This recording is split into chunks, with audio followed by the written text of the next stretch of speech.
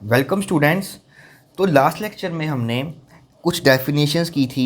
That is हमारे पास एक continuous curve क्या होती है, सिंपल कर्व क्या होती है, और हमने की थी स्मूथ कर्व क्या होती है। ओके, तो ये कुछ डेफिनेशंस की थी हमने तीन चार। तो अब हम कुछ नई डेफिनेशंस करेंगे।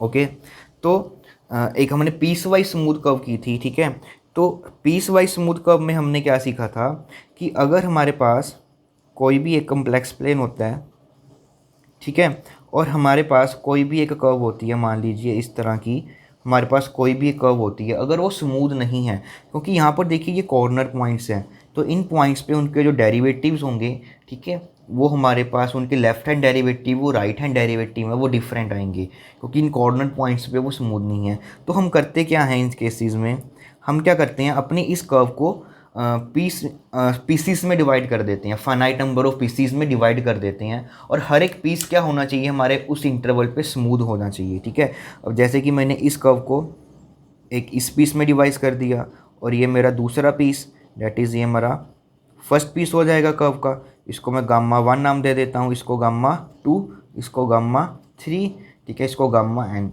ठीक है, इसी तरह से हमको क्या करना पड़ता है, उन कर्व्स को स्मॉलर स्मॉलर स्मूथ सब पार्ट्स में डिवाइड कर देते हैं, तो वो बन जाती है हमारे पास एक तरह से स्मूथ कर्व। अब बात करते हैं हमारे पास कंटूर क्या होता है। That is the most important definition कि कंटूर क्या होता है। कंटूर क्या होता है हमारे पास, a contour is piecewise smooth curve. Okay, मतलब कि एक हमारे पास अगर कोई भी एक पीस वाइज स्मूथ कर्व है, ठीक है, तो उसी को क्या बोलते हैं हम, कंटूर बोलते हैं। इसकी आपको वर्ड की ज़रूरत बार बार पड़ेगी। ठीक है, तो बेसिकली कंटूर का मतलब क्या है कि हमारे पास जो भी कर्व होगी उसको हम फाइनाइट सब पार्ट्स में स्मूथ पार्ट्स में डिवाइड कर सकते हैं। ठीक है, तो उस पर हम अपना कम्प्लेक्स इंटीग्रेशन है वो कर सकते हैं कंटूर पे। ठीक है, तो ये डेफिनेशन थी हमारे पास कंटूर की। अब हमारे पास हमने ये बात की थी कल सिंपल कर्व्स की। दैट इज़ जो हमारे पास कर्व होती है वो सिंपल होती है, जो कि कभी भी अपने साथ इंटरसेक्शन नहीं करती, तो इस कर्व को क्या बोलते हैं, सिंपल कर्व बोलते हैं। फॉर एग्जांपल के लिए जैसे कि ये कर्व है वो इंटरसेक्ट कर रही है तो वो सिंपल नहीं है। अगर हम ये लेंगे तो वो कभी भी अपने साथ इंटरसेक्ट नहीं कर रही, तो ये हमारे पास क्या है, एक सिंपल कर्व है। ठीक है, तो अगली हमारे पास डेफिनेशन आ जाती है सिंपल क्लोज्ड कर्व। ठीक है, या आप इसको जॉर्डन कर्व भी कह देते हैं हम।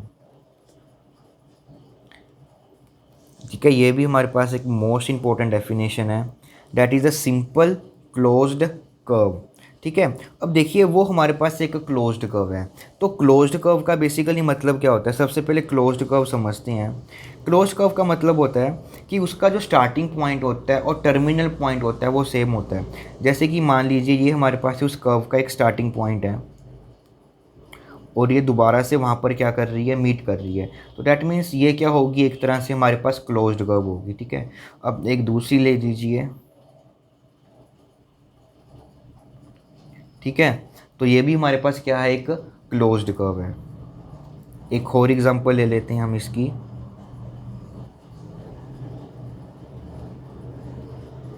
ठीक है, तो ये भी हमारे पास क्या है, एक क्लोज्ड कर्व है। जिनका स्टार्टिंग और एंडिंग पॉइंट क्या होता है, सेम होता है, उनको बोलते हैं हम क्लोज्ड कर्व बोलते हैं। ओके, बट यहाँ पर डेफिनेशन है हमारे पास सिंपल क्लोज्ड कर्व की। अब सिंपल का वर्ड हमने ये सीखा था कि ऐसी कर्व जो कभी भी अपने साथ इंटरसेक्ट नहीं करेगी। ठीक है, तो ऐसी कर्व को क्या बोलते हैं, सिंपल। और क्लोज्ड कर्व में क्या होगा, जिनका इनिशियल और टर्मिनल पॉइंट सेम होगा, दैट इज क्लोज्ड। अब बात करते हैं that is a simple closed curve. तो सिंपल क्लोज्ड कर्व क्या होगी कि हमारे पास एक ऐसी कर्व जिसका सिर्फ जो कर्व है वो अपने सिर्फ इनिशियली स्टार्टिंग पॉइंट और टर्मिनल पॉइंट पे ही कोइंसाइड करेगी, इसके अलावा वो कभी भी किसी भी पॉइंट पे अपने को इंटरसेक्ट नहीं कर सकती। अब जैसे कि मेरे पास ये कर्व है, वो अपने ये क्लोज्ड कर्व है, ठीक है, और अपने स्टार्टिंग और टर्मिनल पॉइंट के अलावा कभी भी मीट नहीं कर रही, तो डैट मीन्स जो इस तरह की कर्व्स होंगी हमारे पास, इनको बोलते हैं हम सिंपल क्लोज्ड कर्व्स। अगर आप इनकी बात करेंगे तो ये हमारे पास एक क्लोज्ड कर्व है, ये अपने स्टार्टिंग और टर्मिनल पॉइंट को मीट कर रही है, बट उसके अलावा आप देखिए कि ये इन पॉइंट्स पर भी क्या कर रही है, मीट कर रही है। ठीक है, तो डैट मीन्स ये हमारे पास एक क्लोज्ड कर्व तो है बट नॉट सिंपल क्लोज्ड। ठीक है, क्योंकि अपने सिर्फ वो एक ही पॉइंट पे मीट करनी चाहिए, टर्मिनल और स्टार्टिंग पे, इसके अलावा वो कहीं पर नहीं करनी चाहिए। अब देखिए जैसे इस पॉइंट में ये हमारे पास ये इसका इनिशियल पॉइंट है और ये टर्मिनल पॉइंट है, और इसके अलावा भी वो यहाँ पर कट कर रही है। ठीक है, तो ये भी मेरे पास सिंपल क्लोज्ड कर्व नहीं होगी, ये भी नहीं होगी, सिर्फ ये वाली ही हमारे पास क्या होगी, एक सिंपल क्लोज्ड कर्व होगी। और इसी को ही क्या बोलते हैं हम, अपनी क्लोज्ड कर्व बोलते हैं, जॉर्डन कर्व बोलते हैं। इसको हम सिंपल क्लोज्ड कर्व भी बोल सकते हैं और इसको हम जॉर्डन कर्व भी बोल सकते हैं। ओके, तो अब हमारे पास सबसे पहले बात आ जाती है कंटूर की। ठीक है, तो इसमें हमारे पास वर्ड आ जाएगा that is the simple contour, और इसे हम ऐसे भी बोल सकते हैं सिंपल क्लोज्ड कंटूर। ठीक है, तो देखिए अब जैसे कि सिंपल कंटूर आ गया, जब हम कंटूर की डेफिनेशन करेंगे जो एक पीस वाइज स्मूथ कर्व होगी, और वो क्या है, सिंपल है। ठीक है, अब जैसे कि मैं ये ले लेता हूँ कि ये मेरे पास एक स्मूथ कर्व है, सबसे पहले ये मेरे पास एक कंटूर है।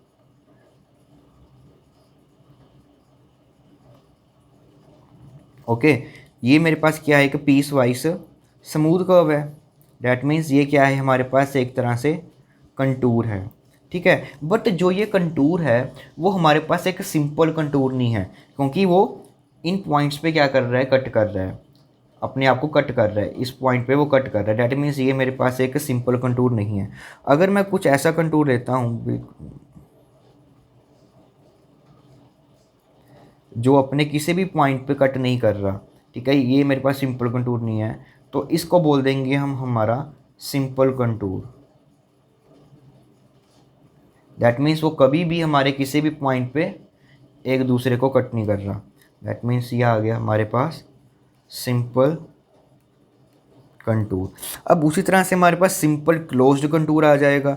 तो क्लोज्ड कंटूर में हम क्या करेंगे, उनका इनिशियल पॉइंट और टर्मिनल पॉइंट को इकट्ठा रख देंगे।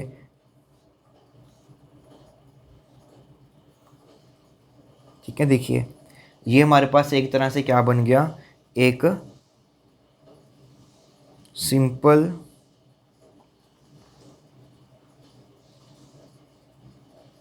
क्लोज्ड कंटूर बन गया हमारे पास। ठीक है, क्योंकि इनका इनिशियली और टर्मिनल पॉइंट जो है हमारे पास सेम है, और ये पीस वाइज स्मूथ कर्व है क्योंकि वो इन पॉइंट्स पे हमारे पास डिफरेंशिएबल नहीं होगा कॉर्नर पॉइंट्स पे, और वो हमारे पास एक क्लोज भी है। तो बेसिकली हमको ये सभी डेफिनेशन की है जो वो मतलब कि कम्प्लेक्स इंटीग्रेशन डिफाइन करने के लिए यूज़ पड़ेगी। ठीक है, तो ये दोनों लेक्चर बहुत इंपॉर्टेंट हैं।